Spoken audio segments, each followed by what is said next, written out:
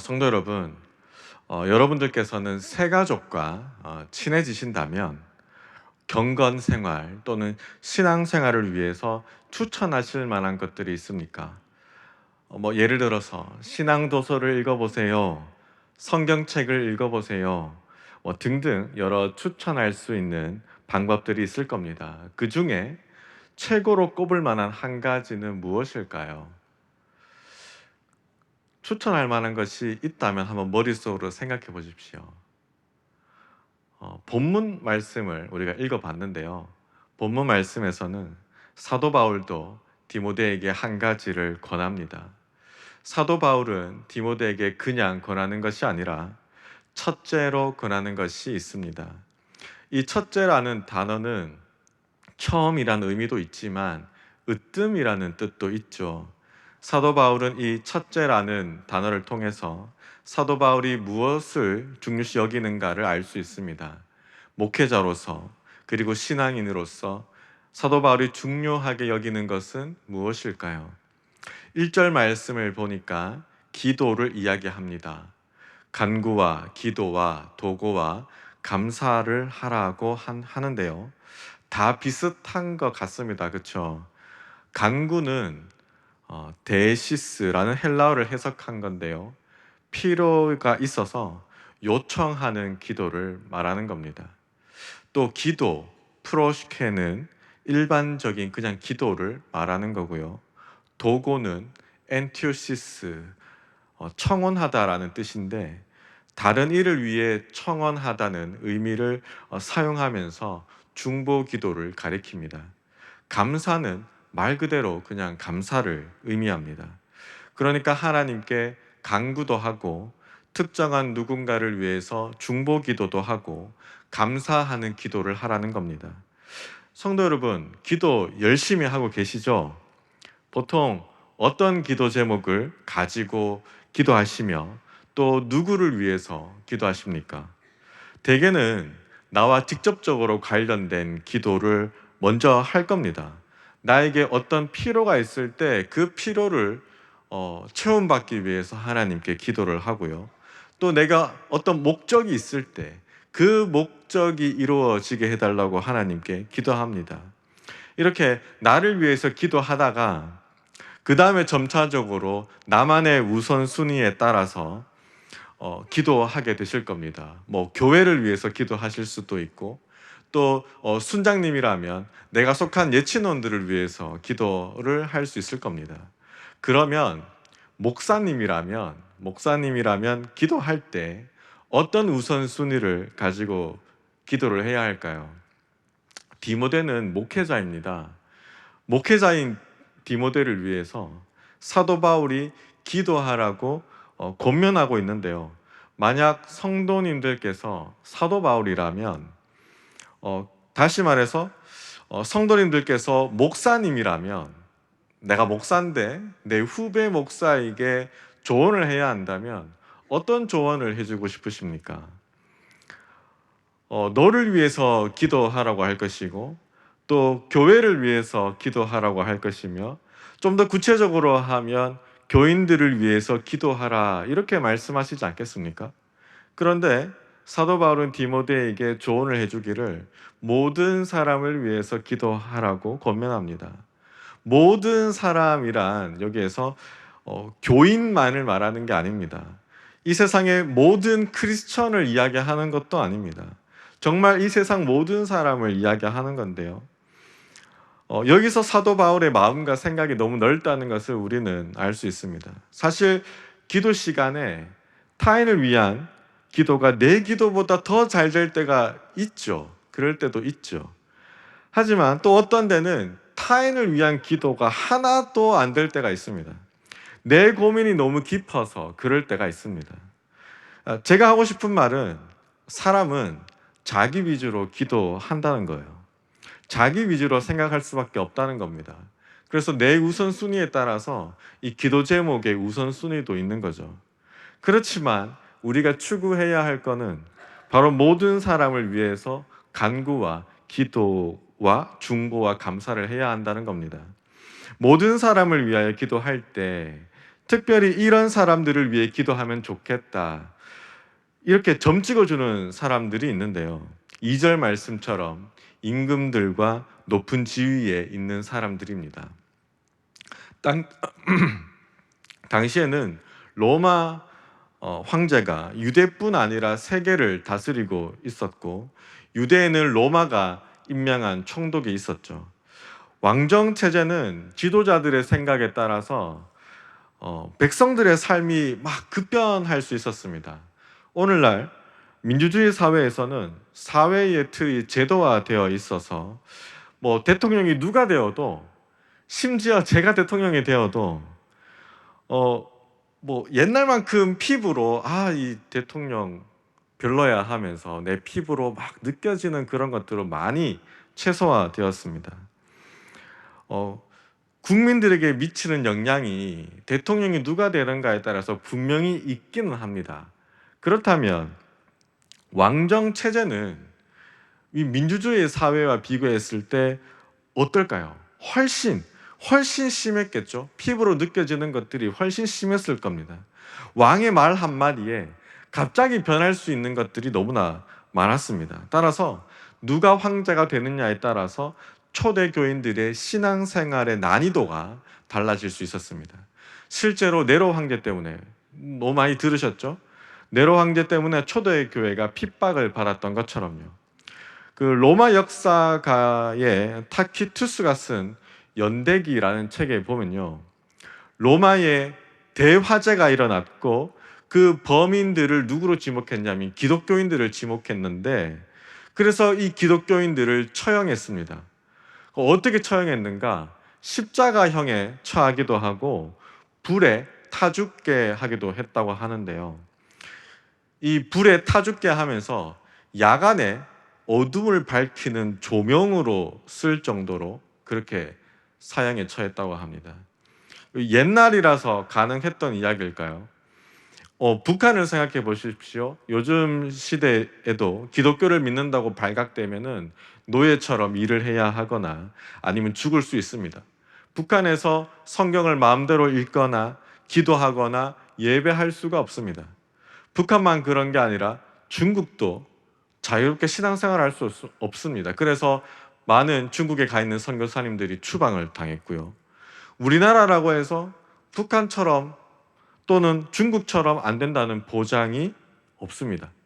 사도 바울은 모든 사람들을 위하여 기도하되 그 중에 특별히 지도자들을 위하여 기도해야 한다고 권면하였습니다.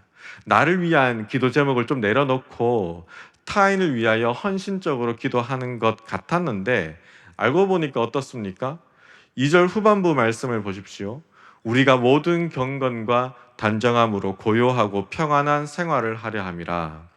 이 말씀처럼 사실 우리가 모든 사람을 위하여 기도하는 것은 다 우리 자신을 위해서 기도하는 거예요. 좋은 지도자들을 만나야 나라가 평안하고 덩달아 신앙생활도 자유롭고 평안하게 할 수 있기 때문입니다. 그렇기 때문에 성도들은 나라의 지도자들을 위해서 기도할 필요가 있습니다. 높은 지위에 있는 사람들을 위해서 기도하는 것에 대해서 동기부여가 좀 되시나요? 우리가 모든 사람을 위해, 특별히 지도자들을 위해 특별히 기도할 필요가 있는 이유가 또 있습니다. 세상의 평화를 위해서입니다. 또 하나님께서 지도자들을 세우시고 권력을 허락하셨기 때문입니다. 이게 무슨 말인가 하면요, 16세기 화란의 개혁주의 설교가 기도 드브레가 작성한 벨직 신앙 고백 제36조에 시민정부에 대해서 설명을 들으시면 바로 이해하실 겁니다. 벨직 36조 이 시민정부 설명에 대해서 제가 잠시 언급하겠습니다. 자막을 띄워주시겠습니까? 우리는 인간의 타락 때문에 하나님께서 왕들과 군주들과 공직자들을 임명하셨다는 것을 믿습니다. 하나님께서는 사람들의 방탕함이 억제되고 모든 것이 선한 질서로 행해지게 하기 위해 세상이 법률과 정책에 의해서 다스려지기를 원하십니다. 이런 목적으로 하나님께서는 범죄자를 처벌하시고 선을 행하는 자들을 보호하시기 위하여 정부의 손에 칼을 쥐어 주셨습니다. 하나님께서는 세상이 선한 질서로 운행되는 것을 원하십니다. 하나님께서는 정의와 공의가 살아있고 죄인은 처단받는 그런 세상을 원하신다는 겁니다. 그런데 사람은 어떻죠? 타락했기 때문에 죄를 지으려고 한다는 거예요. 그러므로 사회에는 뭐가 필요하냐? 법률과 정책을 필요로 한다는 겁니다. 그리고 그것을 운영할 사람들이 필요하죠. 그것이 바로 세상의 왕들과 군주들과 공직자들입니다. 오늘날로 하면은 대통령과 관료들과 공무원들입니다. 다시 말해서 지도자들을 세워서 선한 사람들을 보호하고 범죄자들을 처벌할 수 있는 권력을 하나님께서 정부에게 지어주신 겁니다. 그런데 지도자들과 정부가 잘못되면 어떻게 될까요? 권력이 부패하게 되면 나라가 운영되지 않겠죠. 정의는 없고 사회는 혼란해질 겁니다. 서로 권력을 잡기 위해 내전이 일어날 수도 있고요. 심지어는 이 약해진 이 틈을 타서 외부의 적이 나타나 우리나라를 침공할 수도 있습니다. 일반 은총이라고 하죠. 세상 모든 사람들이 하나님의 은혜 아래에서 살고 있습니다. 하나님을 섬기지 않는 사람들이라고 해서 하나님께서 특별히 그런 사람들만을 콕 집어가지고 저주를 내리시지 않습니다. 그들이 평안하기를 원하십니다. 또 그들이 평안해야 그들과 함께 살아가고 있는 우리 신자들도 평안한 사회 안에서 살아갈 수가 있는 거죠. 그래서 믿는 우리가 모든 사람들을 위해서, 사회를 위해서 또는 권력을 가진 자들을 위해서 기도해야 하는 겁니다. 우리가 여유가 넘쳐서 모든 사람을 위해서 기도하는 게 아닙니다. 이 땅에 하나님의 나라가 이루어지길 바라는 마음으로 기도하는 겁니다. 이 땅에 하나님의 나라가 이루어지기를 원하면서 모든 사람을 위하여 기도하는 것은 3절 말씀처럼 하나님께서 보시기에 기뻐하실 만한 일입니다. 성도들이 신앙생활을 평안하게 할 수 있으며 성도들을 비롯한 모든 사람들이 안정된 사회 속에서 살아갈 수 있기 때문입니다. 그런데 문제가 있어요. 이런 사회는 완성된 게 아닙니다. 아무리 우리가 기도해도 완벽한 세상은 될 수 없습니다. 정도의 차이는 있겠지만 여전히 사람들은 죄를 저지르고 불의는 일어나게 되어 있고 무엇보다 죽으면 지옥에 갈 수밖에 없다는 사실입니다. 하나님은 그것을 좋게 보시지 않으셨습니다. 에스겔 18장 32절 말씀을 우리 다 같이 함께 읽겠습니다. 주 여호와의 말씀이니라. 죽을 자가 죽는 것도 내가 기뻐하지 아니하노니 너희는 스스로 돌이키고 살지니라. 하나님께서는 죽을 자가 죽는 것도 기뻐하시지 않는다고 말씀하십니다. 하나님은 사람의 죽음을 슬퍼하십니다. 그러나 모든 사람은 죽을 수밖에 없습니다. 이것을 하나님께서 기뻐하시지 않는다는 거예요. 그래서 하나님께서는 무엇을 준비하셨을까요? 영생을 준비하셨고 우리에게 허락하신 겁니다. 또한 하나님께서는 죄인이라 하더라도 그들의 죽음을 기뻐하시지 않습니다. 요나의 경우를 기억하시죠? 요나는 니느웨 사람들이 멸망받기를 원했습니다. 그 사람들 싸그리 다 죽기를 원했습니다. 그런데 하나님께서는 그들이 회개하기를 원하셨습니다. 그래서 멸망에서 벗어나기를 원하셨습니다. 그러니까 하나님께서는 죄인들이 회개하는 것을 원하시고 사람들이 죽음에서 벗어나기를 원하셨습니다. 이런 하나님의 마음을 4절에서 알려주고 있는데 우리 다 같이 읽겠습니다. 하나님은 모든 사람이 구원을 받으며 진리를 아는 데에 이르기를 원하시느니라. 하나님께서는요, 사람들이 구원받기를 원하십니다. 사람이 구원을 받는 방법은 무엇이 있습니까? 우리가 너무 잘 아는 방법입니다. 예수님을 통해서 구원받는 거죠. 이 방법은 하나님께서 계획하신 겁니다. 예수님을 통해서 인류에게 구원의 문을 여신 것이 하나님께서 만드신 유일한 방법입니다. 당시에 많은 거짓 선생들이 있었습니다. 거짓 선생들이 여러 가지 다른 구원의 방법들을 제시했습니다. 여전히 할례를 강조하는 사람들이 있었습니다. 또 여전히 율법을 제시하는 선생들이 있었습니다. 육체의 금욕을 주장하는 사람들이 있었고 반대로 육체의 쾌락을 주장하는 사람들이 있었습니다. 여러 다양한 방법들을 제시했으며 또 어떤 사람은 다른 종교를 통해서 구원을 받을 수 있다고 이야기합니다. 요즘에는 자기를 예수라고 이야기하는 사람들도 있고 예수님의 다음에 오실 보혜사라고 주장하는 사람들도 있습니다. 사도 바울은 당시의 사람들에게 다양한 구원의 방법은 없다고, 하나님과 사람 사이에 중보자는 한 분밖에 없다고 말합니다. 하나님께서 한 분이신 것처럼 중보자도 한 분밖에 없다고 합니다. 그게 누구라고요? 바로 예수님입니다.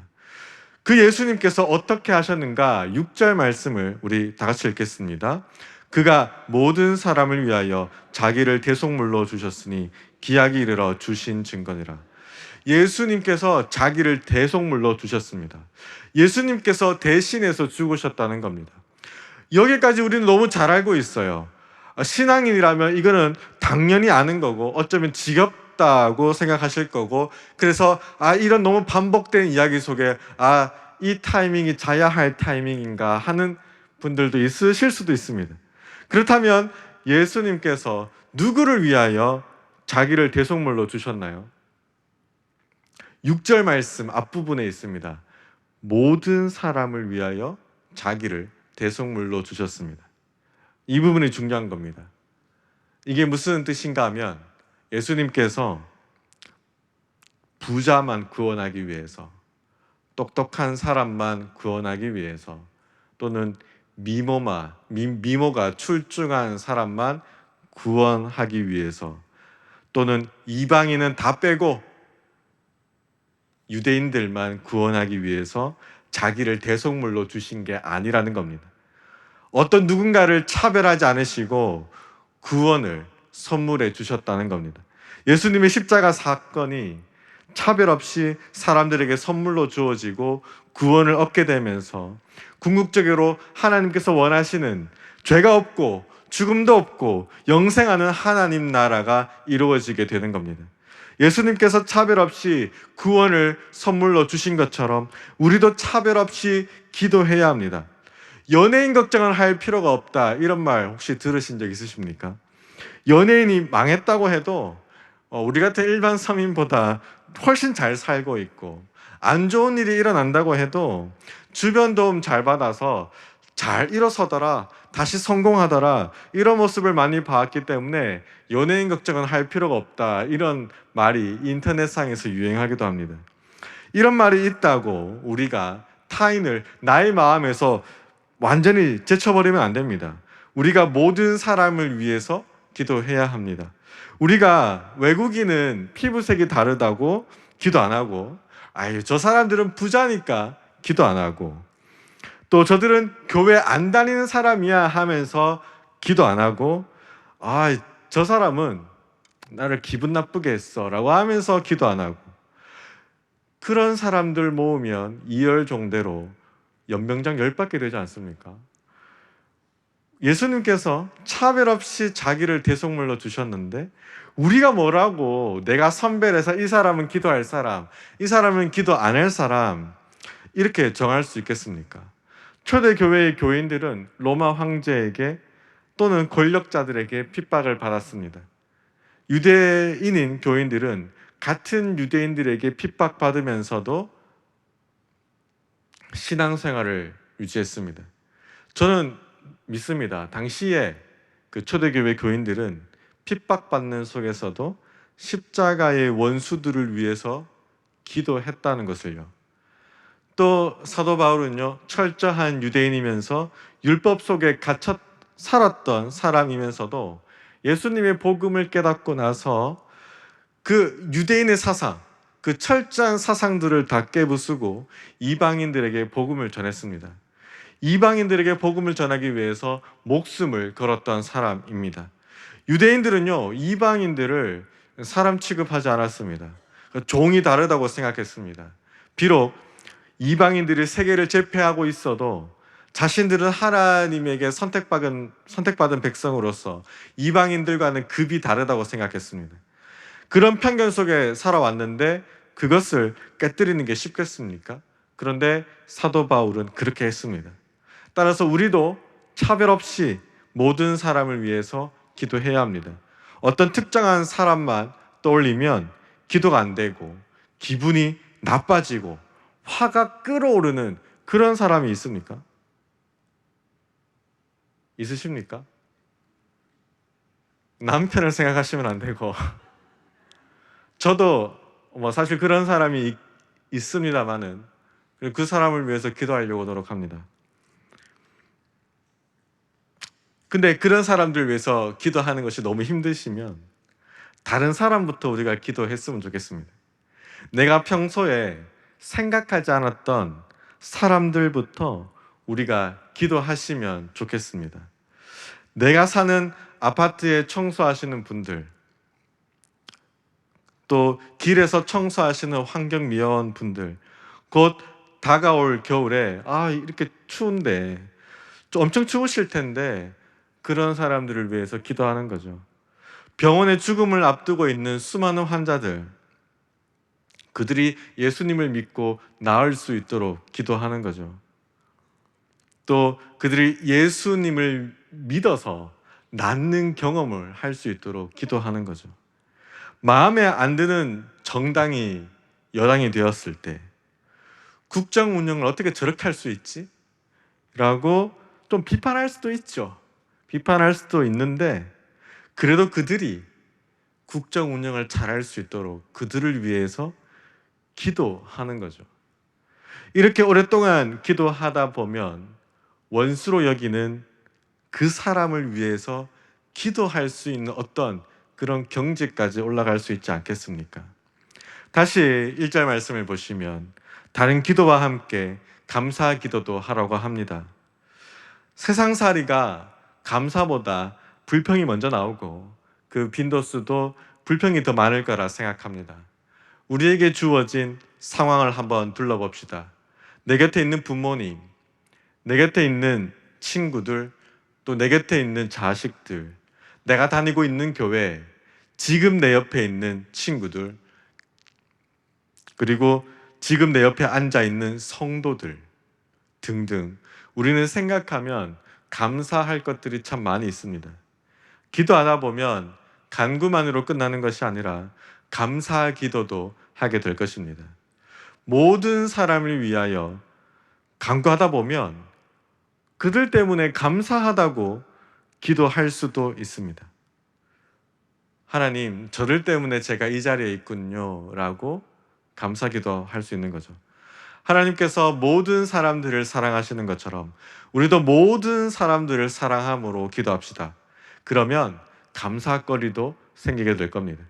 우리가 불평해서 감사 기도로 발전하기까지 그 삶의 모습을 하나님께서 보시면서 하나님께서는 선하고 기쁘시게 받으실 겁니다.